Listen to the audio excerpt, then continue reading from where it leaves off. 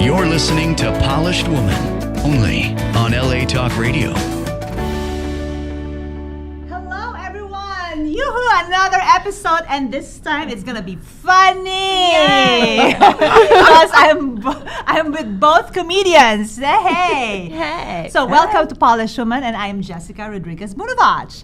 When we see celebrities, we see one of two extremes. Either we see them all dressed up on a red carpet, talking about their new projects or vacation looking amazing, or we see them looking terrible, the paparazzi photos of them in a gas station, or something trying not to look famous. Obviously, there's more to being a celebrity and life in Hollywood than that. Being a celebrity, or just trying to be a celebrity in this country is very confusing, trust me. I modeled and acted when I lived in the Philippines in my country, and coming here, I remember wanting to do the same. And I get all dressed up and go to auditions, and the girls would be there would be in their ponytails or, not flip-flops, but sneakers and yoga pants. And there I am with my makeup and my high heels. I felt like I was out of place. And looking back then there was nothing wrong with that. They were just wearing whatever they're comfortable with. But if they got famous, I don't think they'd want everyone to see them like that and all the time. So it's interesting, the image that people project once you make it versus when you get there. So to help me explain more of those, I invited, of course, the very beautiful, the very talented Rolonda. Hello. And on my left I'm so side- honored to be here. Really am. I really am. You know I love you. You know I love you. I'm very flattered when you said yes. Oh my gosh, Rolonda Watts is coming to my show. I'm so happy. And of course, I remembered, okay, who can be there and and help us, make this a little bit more fun. And of course, here Andrea Carlisle. She's also a comedian, and she wants to know and get advice from Rolonda because she's starting her career as well, right? As a comedian. And Rolonda, you're doing a lot. You did a lot, right? From acting to voiceover to her book, by the way, is amazing. Destiny lingers. It's destiny. Destiny. Right? Yeah. Okay, so tell us how did you do all of this? I mean, how did you start in the show business? Oh my gosh. I think that what you do when you're in showbiz it's just kind of like taps on stuff that you are naturally. Yeah. I think that whether it's being a news reporter or it's being a talk show host or a comedian or an author, it's all storytelling. Yeah. And I think that's the fabric of our lives, really. At the end of the day, that's all we have are our stories. Mm-hmm. So I wanted to find stories that motivated people, that made people move, that made people laugh. And if I could tell a story that could make you do all that and still change a life, then I'm on the right path. So I think my real passion is storytelling, and that's and I think that just my education and just my drive and the things I wanted to do is what drove me to where I am. But did you, amongst all the things that you've done, what is the one that you're really passionate about? Was it the being a broadcaster, or really more of being a writer, an author, or being a comedian? It's kind of like when you ask a mom, you've got 5 kids, which is your favorite? But there really is one. There really is one. I loved my talk show and I love my podcast today because I can reach so many people. And I can pull stories out of people because I'm a journalist. So if I can take some subject matter and make it make sense to you and motivate you, that's what I'm excited about. So I think it's the talk show genre that's really exciting for me. I think that's been the most powerful platform for me. And that voice, when I talked to her, I was like, that voice. Oh my God. You have a great voice. Thank you. Thank you. Powerful Thank voice. you. Maybe I'll keep that voiceover career too. Yeah, you should. But you know what? I believe that God gives us all many gifts, and it's our gift back exactly. to God how we use them. Oh, I like So that. it's a lot of my faith that keeps me busy too. Okay, who has been your most favorite amongst the ones that you interviewed? Oh gosh, I've had so many different kind of interviews. Like when I did my talk show, we did a live show in a women's prison, and we talked with, we reunited mothers and their children. That was very significant for me. I've interviewed tons of people, from Gorbachev to Bill Cosby to Jane Fonda, and I just interviewed Carol Burnett, which was a big takeaway. What? Yes, for my my podcast. gosh. I've got this podcast, Rolonda on Demand. Hey, can you tell them what is Yeah, that? Rolonda on Demand. I'm on iTunes. I'm on Stitcher. I'm on SoundCloud. Yeah. I just launched it, but I got a real validation when Carol Burnett agreed to do my show. So Oh my that just went gosh. up today. Are you So check it out. kidding? Oh my gosh, that's amazing. So Andrea here, Hello. she's an upcoming comedian, right? Yes. Okay, tell us about yourself and what are the things that you want to find out? Ask from Rolanda. Huh. She's already here. She's your best advisor. Oh, well, a little bit about me. I perform probably like 2 to 3 times a week. I hit the mics as much as I can. I host this show every Monday night at the Dime, if any of you guys want to go. It's on Fairfax. I'll be there. I really, because you were asking her, like, what's your favorite thing to do? Okay. And I was asking myself that like, a few days ago, and I just really love making people laugh, like, in any way possible, like, just... She's funny. Well, something, there really is a magic to it. Yeah. There is nothing like the feeling of hitting that stage and just saying something or doing something and getting a whole group of people to feel better. Yeah. And to laugh, because it really is medicine. And when I talked to Carol Burnett, she was saying the same thing. Yeah. That there's something just indelibly delicious about living a life that makes people laugh. Mm-hmm. And a lot of people take that like, but Yeah. comedy is the hardest form of theater. No, I'm not kidding. It's hard. Really hard. And the Yeah. grind Yeah. is also hard. The grind Yeah. is hard. I Yeah. actually have a question for you. Okay. When you were doing stand-up, what was your favorite thing to talk about? Like, what was your style? Well, you know what? When I first started stand up, I talk about things that piss me off. Yeah. And I tell the truth about it, like menopause. Men. Yeah. Men on pause is what menopause is. And dating. If you want to feel like a 10-legged dog, try dating after 50 online. Oh. It's just wait, crazy. I want to talk to you about that. Okay, Right. okay. I want to talk to you about it. But the things that just drive me nuts that I have to tell the horrid truth about, if I can turn it into laughter, it makes it easier for me, and I think it makes it easier on the audience who's going through a lot of the same things. Oh, yeah. For God. sure. Wait, I wanna. Okay, so I read Destiny Lingers. Yeah.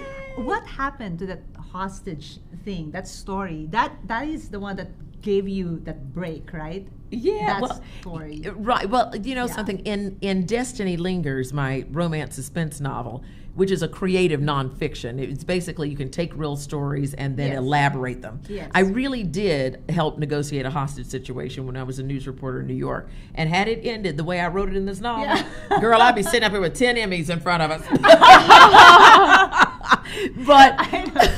But yeah, there were a lot of stories like that helped me make my break doing Yes. live television. Got nominated for Emmys for live coverage of train crashes and murders and mayhem and all of that Yeah. stuff. But I took my life experiences and put them into a character, and used a lot of life stories for my character Destiny to follow. I know. I really love it. I'm like drawn, and my daughter was like, "Mom, what is that you're reading? It's Rolanda's story." Have you gotten to the great sex scenes yet? Oh Oh, yeah. I want to read this. I feel like I wanted to have sex with my husband after Right. that. sex I mean, she scene. doesn't just I was work like, all the What time. is that elbow and that thing? That's crazy. No, but she does that. But that's You know that? no. There's some things in the story that are elaborate and some things that are true. One of the ways I caught my husband having an affair Yeah. with my best friend Yeah. was Wait, so that is true. that part's true. Oh shit. I your best know. friend? Best friend. That's terrible. Horrible. Wait, why is this happening? We have to talk about this next time. Most of the time, husbands have an affair with a friend. Because they're lazy. They don't even want to go out on the prowl anymore. Just bring her home. Bring the meat home. Throw it on the Yeah, plate. they already know her, Yeah, oh shit. Right? What the heck? Okay, we have to talk about that. But other than that, so Andrea, I want you to ask her about the whole dating thing. She's talking about the whole Gosh. because your age, I mean, and her age right now, it's just really like this whole millennial Yeah. stage of dating. It's just, I don't know. The only thing is when she walks on stage and she goes, I'm having trouble online dating, people go, oh, okay. If I even say online dating, they crack up laughing. No, but she's having a hard time finding. Yeah. I'm not kidding. Yeah. She's having a hard time finding, like a real, like a guy. Yeah.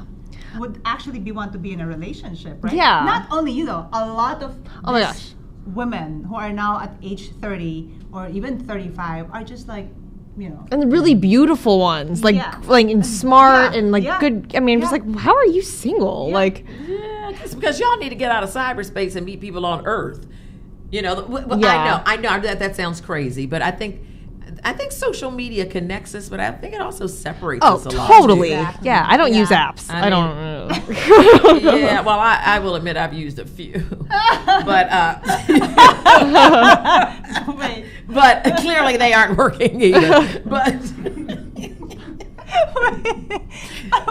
girl, they got something for everything. That's what I do appreciate about this online dating. I don't like a lot about it because it's not my age group. I'm in my 50s. So we didn't do that. We met you in person. We'd go to the bar and accidentally bump into you on purpose and meet you that way. That sounds awesome, though. Look, girl, it took me 2 weeks to find out what real romance ready for romance man 24/7, whatever his name was. It took me 22 weeks to find out what his real name was. But I also wonder if all the cyberspace and all the cyber and texting has made us not have the social skills we need when we walk into a room and see Yeah. somebody we're really yeah. interested in. Which apps? I mean, What apps am I using?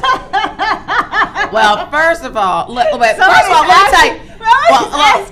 Let me tell you this. This is the thing I like about cyber dating. At least there's something for everybody. Yeah. Did you know that there's cyber dating sites for gluten-free people? Whoa, .com? really? What? Yes, this is all true. Look it up. I looked it up online. I want to check that. There's AmishPeopleDating.com. I would definitely not go on that. They're Vegetarian.com. vegandating.com. Allergy You have to dating. go there. Allergies. She's vegan. Yeah, but I don't mind if the guy eats meat. Well, every I don't mind if a guy eats meat. Every guy eats Ain't He I better meat? eat meat. What am I, chopped liver? Ain't that meat? Or fish, yeah. So bad. But they've got clown dating. They got blackpeoplemeet.com. What? Really? Yeah, I say they should have subcategories to that category, though. Because Oh just my to say blackpeoplemeet.com, y'all know there's a whole bunch of different kind of black people. I think they ought to have some subcategories, something like blackpeoplewithcareersmeet.com. Wait, but are you very like selective? Are you, like, do you have this, specific? Because it's hard when you came from, if you came from a divorce, it's just like you have a specific guy that you want to be with after Yeah. that whole thing, because of the pain that you've been through, right? Yeah. Or And you just.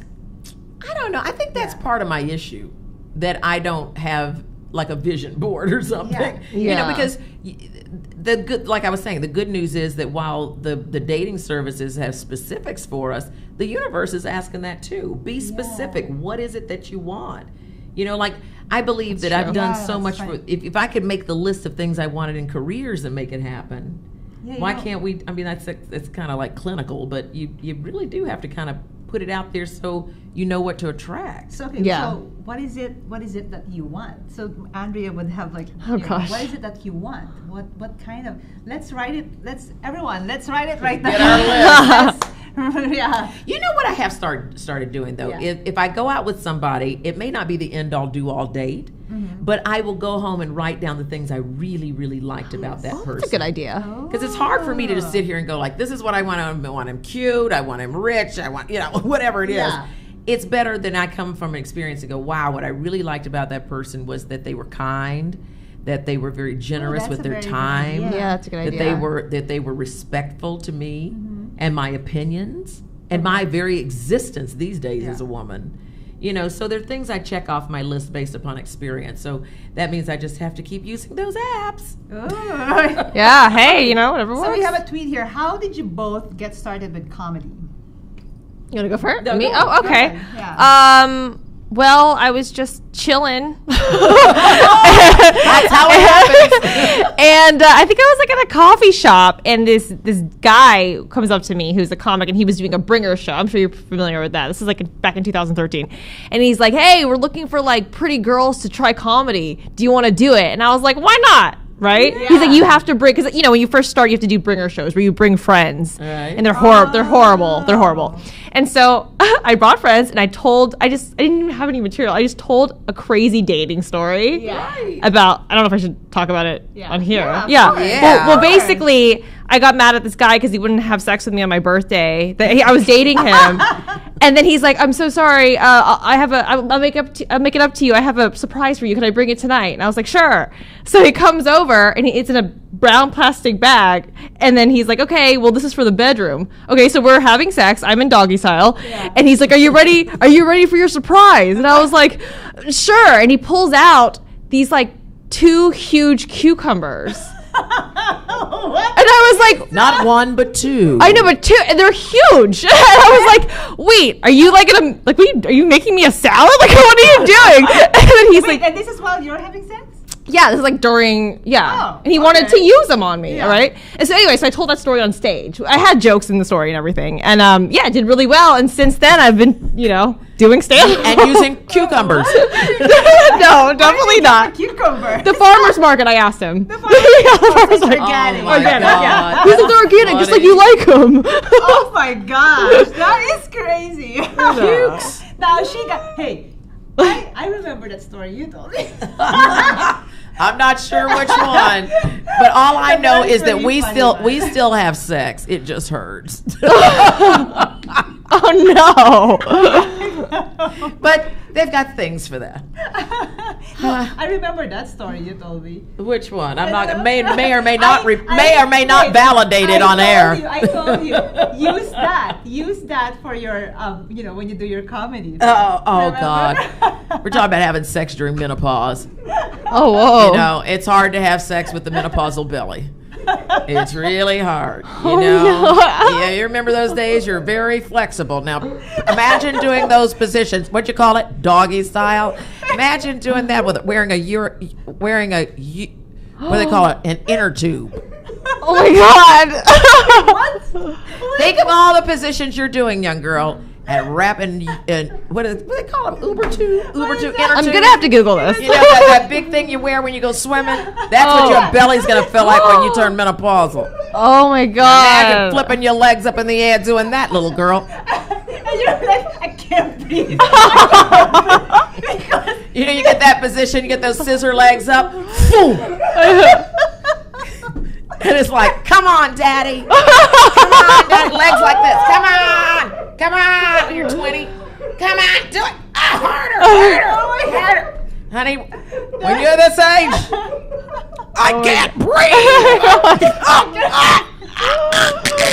Oh my God!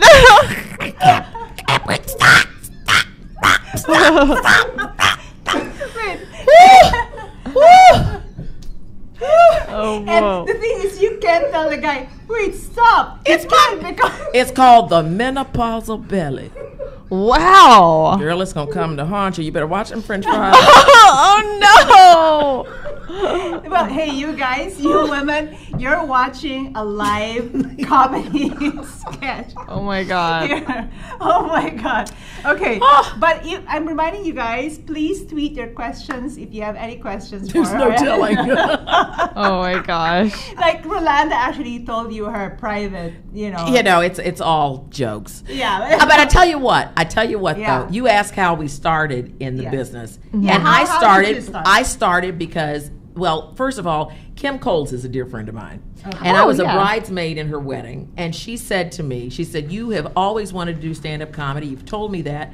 For my wedding gift, I'm Yeah. doing a bridesmaids party at a comedy club, and I want you to get up there. And I'm Fun. like, Kim, there's no way I'm getting up there with your real comedian friends. Yeah. And she was like, no, I know you got 5 minutes of funny, and you just tell something true. Yeah. And I was like, okay. And I had just started experiencing menopause. And I had gone to a meeting where I busted in a sweat so bad that when I got up, there was a wet spot in the sofa. And I said, this is fucking, excuse me, I don't know if you can say it. This Yeah, is you can fucked say up. And I was so, she said, talk about anything. So I went up there and I talked about menopause. And I talked about sweating and how sex hurts and my stomach is getting big and my hair's fucking falling out. And now they want me to online date. I'm like, really? And so I talked about the truth. And 17 minutes later, the whole club was on the floor. And I was like, you found that funny, how pissed off I am that my body is fucked up right now? So I said, well, there must be something to this. And so that started my comedy career. So what can you advise? Good luck, little girl. Stay flexible. Stay flexible. And breathe. There's a whole new meaning. No, because how many years have you been doing this? Stand up like 3. 3 years. Yeah. But before that, you tried acting as well, right? Yeah, I still do that. You still do it? I mean, do you think it's really a tough, job? Acting, yeah, because you don't really have control about anything. I like comedy because you have control. Because you can kind of like brand yourself. Whereas acting, it's like if you don't fit whatever they're looking for, or if you're too tall or whatever, it's like you won't get the role. Or Rolonda, how do you get the break, like a good break from this, like a big break from this? What is like the, Well, I think, what I think the real secret is in anything that you do, doing the work. Yeah. It's like we call it in the comedy industry, going to the gym. It's working out those muscles. If you see a comedian on stage, chances are they've been 20 times to a little hole in the wall you didn't even know about. Just working out material, working out their timing, making sure it's funny. You got to get out there and be seen in the scene. And you got to be around people who say, hey, guess what? They're doing a show next week. They got an audition next week. Why don't you come on by? It's building a community like everything else that we're doing in every other arena. As we see on social media, we do that. And look, I'm trying to hang out with the young folks because old folks don't join this unless they're crazy. Rolonda, I have this last question for you before. I read this in your book, okay? Mm-hmm. There was a phrase there that says, I think it was in the first chapter, and when you were like trying to save this, this little boy, and you were in the midst of finding out that your husband is having an affair with your best friend. But then again, you said this, forget the story of my life now. Again, my life will have to wait. Thank God for my career. If you were given a chance to go back to your past, are you going to say the same thing? Yeah. Oh, God. No. Well, you know what? This is a changing time in my life because all of my life, I've been the career girl. I didn't want the babies. I didn't want marriages. I think getting married at 22 is more like running away from home than actually getting married. Yes. But I'm going through a different phase in my life. Now, I would love a life partner for the rest of my life. I've just practiced too long not to have one. So I've got to turn myself inside out. You will find him. Got some free advice? You will find him. Read date like a girl. Hashtag buy my book. Yeah, buy her. Date like a girl, marry like a woman. Yeah, and hey, Andrea, we're going to call you in 3 months or 4 months, and we will see what is happening to your career, and I hope you've learned something from... Of course. And let's hang out together. Let's go do some open mic and go to each other's shows. Together. Give each other tags. I know. You can hashtag, or as we used to say, pound me. What is your social media, you guys?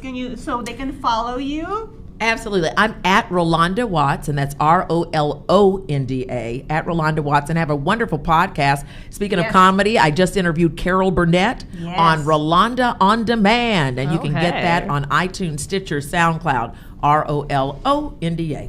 How about you, Andrea? And I'm on social media at Andrea Carlisle 1. That's ANDREACARLISLE, the number 1. Okay, so my advice for today, being in the spotlight can be harder than you expected. Follow your dreams, but also make sure that you have things in your life that will keep you focused and grounded. Tip of the day, it's easy to get caught up in many different fields in the industry. Stay true to yourself and your core passions and let your talents unfold naturally. Tap into who you are, be authentic. I've always loved this in the Bible. I've read this. Let us run with endurance that is set for us. Career is like a race. What's more important is how you began, but it's not how you began with it, but it's how you finish. God gave us all unique and individual talents. Find that and use it. You think if you think just like me, if I talk straight English, do you think I'll be here? I don't think people will love me. They love me because I'm like this. So find that talent, find that special, talent that God gave you. And we do love you. Thank you. Oh, we love you. Cheers, guys. Cheers. I'm drinking. Yes, I'm drinking. You're listening to Polished Woman, only on LA Talk Radio. That